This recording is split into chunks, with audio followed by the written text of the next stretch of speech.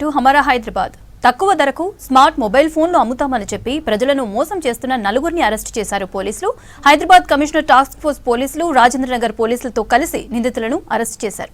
తక్కువ ధరకే ఫోన్లు ఇస్తామని చెప్పి ఆన్లైన్ ద్వారా డబ్బులు తీసుకుని ఫోన్లకు బదులుగా పోస్టల్ పార్సల్ ద్వారా స్పీకర్లు, టంబ్లర్లు వంటి వస్తువులను పంపిస్తూ మోసం చేస్తున్నారు.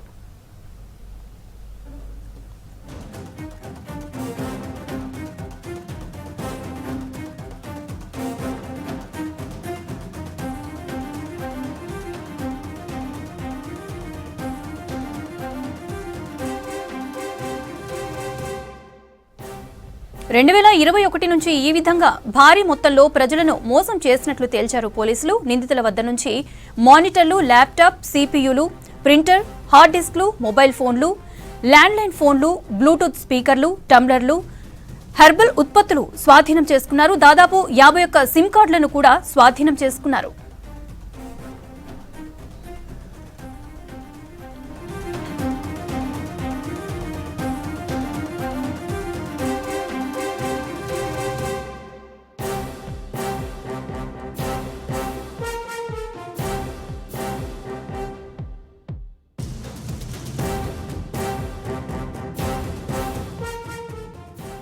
ప్రధాన నిందితుడు విజయ్ కుమార్ కర్ణాటక రాష్ట్రానికి చెందినవాడు.